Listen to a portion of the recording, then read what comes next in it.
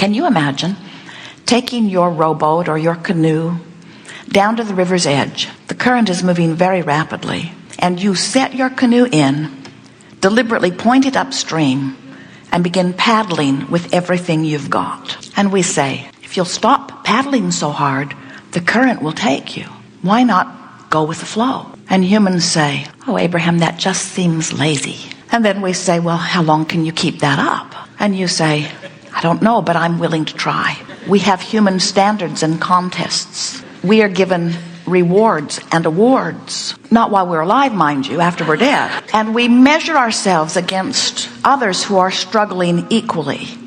And then those who eke out the best life amidst that struggle win. And we say, but why not release the struggle altogether and benefit by the current that has been established before you even got here? And for most humans, they say, what a novel way of looking at life. If I were to trust the stream, that would have to mean I'm already good. That's too much for me to contemplate. That would mean that the stream is always moving in the right direction. And how do I know that? How would I trust that? And we say, well, we recommend that you just stop the battle and release the struggle and let the stream carry you for a while and find out. And many say, I'm not sure that I could happily live in a life of ease. I've gotten so accustomed to the discomfort of my struggle that I'm not sure that I can trust the way I feel.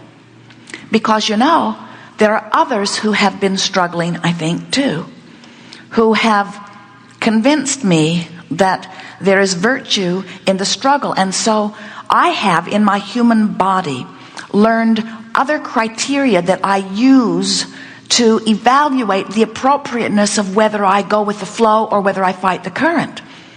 So rather than just paying attention to the way I feel and trusting that that is the current and that well-being does abound, I use other criteria like what others think, or like which group is the biggest, which drum is being beat the loudest.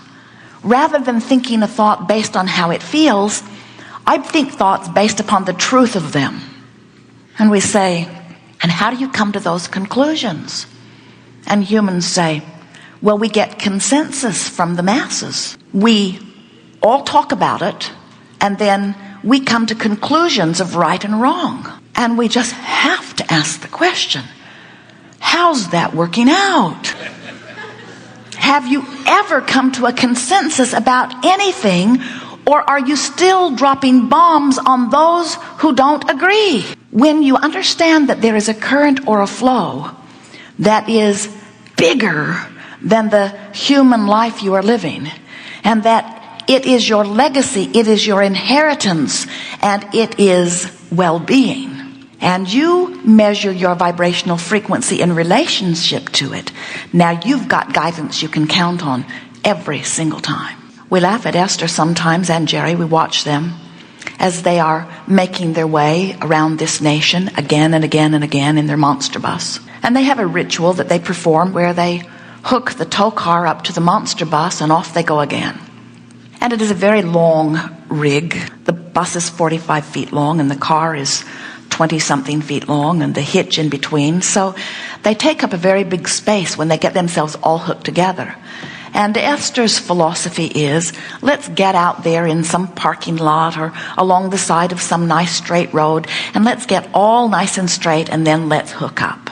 And that way, I know when I'm behind the driver's seat that I can make the turns I need to make, and I will never get into a bind, because once everything's hooked together, you cannot go backwards. The hitch does not allow it. It's only forward motion. So if you come up to a tree and you can't make the turn, now you have to unhook everything, which is very hard to do if it is not absolutely straight. Jerry's philosophy is, let's live on the edge. Let's hook the car up no matter where we are, and then let's use our ingenuity to get ourselves out of whatever jam we've gotten ourselves into. And while Esther will admit that the majority of the time things go very well, she also acknowledges the truth of the fact that they have had to unhook a handful of times, and it hasn't been pretty. So recently, Jerry who Esther always yields to, because she would rather him be wrong than her.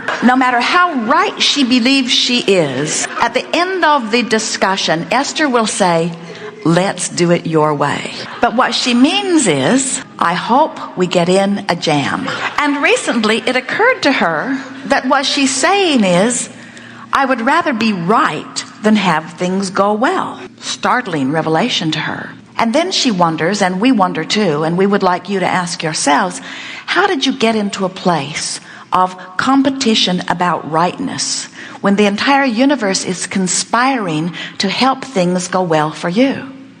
In other words, it is in your pitting yourself against the minds of each other that you conjure these false senses of right and wrong, when the truth of it is, the universe is always conspiring to give you the most good that you will allow in any moment. And Esther has discovered that since she has given up on her need with Jerry to be the one that figures out the best way to go, and instead she just has this cooperative attitude that together we will figure it out. And she has also come to the realization that sometimes her narrow view about what is the best way to go about something might prohibit her from experiencing a beneficial experience that, if she would allow herself to go with it, she would experience the expansion that it provides.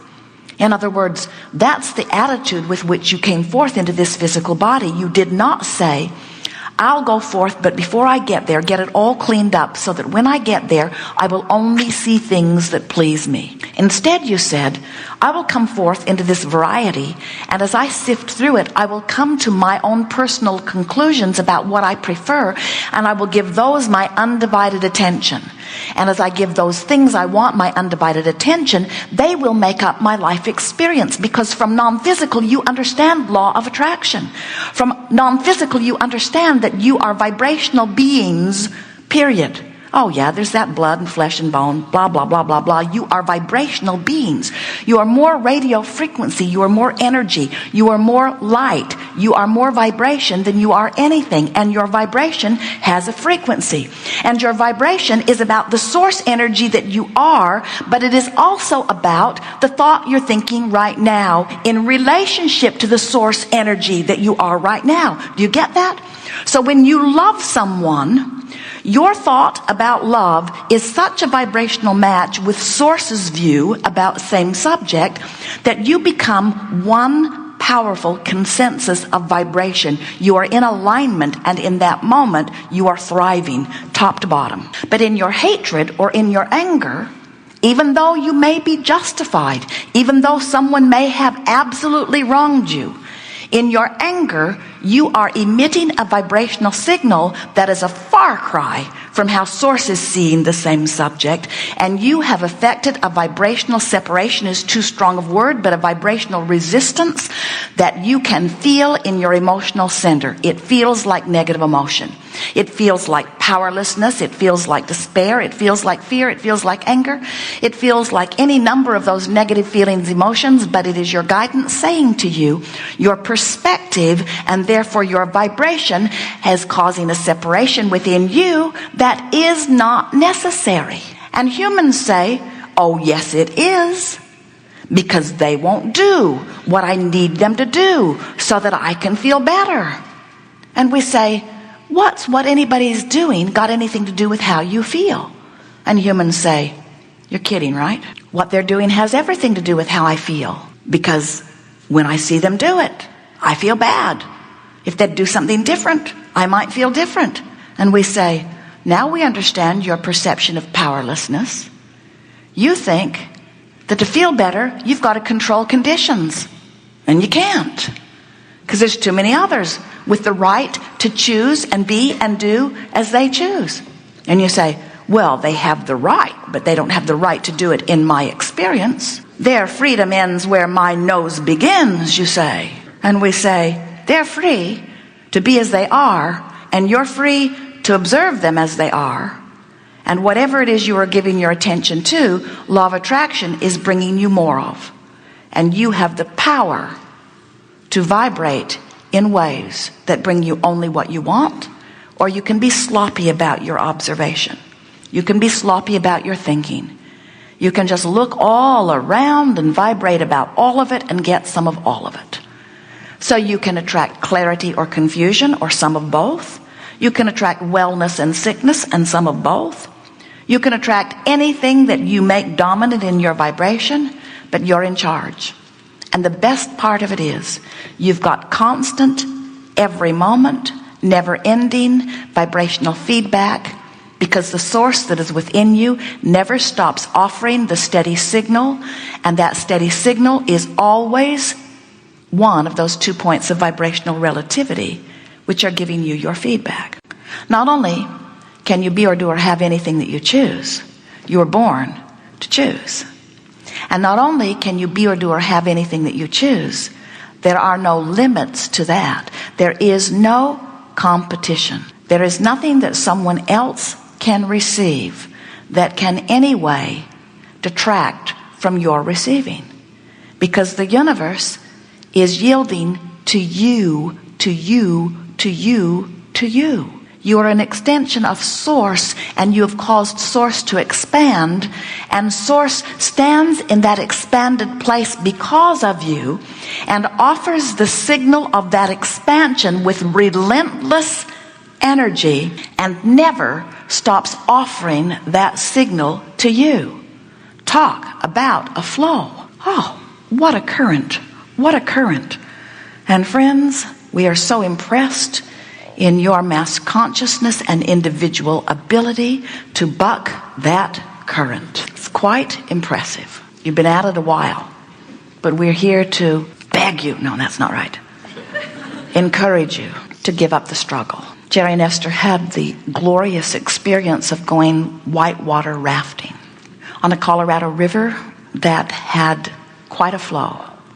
And it occurred to them that when they set their rubber raft, there were 6 of them and a very knowledgeable guide. When they set their raft into the water, it became absolutely obvious that that river was going to take them where it wanted to take them. In other words, there were 6 of them, and they were strong and they were focused, but they could not have paddled upstream for very long. They just relaxed into that right away and put all of their efforts toward guiding their raft to the best advantage in the river, which was really fun. It never occurred to them to buck that flow. Now, if they had gotten into a really slow moving river, one that was very slowly moving downstream, we can understand their temptation.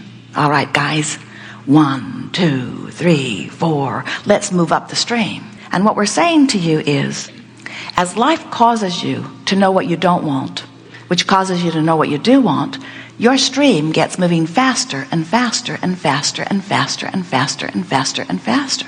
In other words, the longer you live and the more focused you are, the faster that stream is.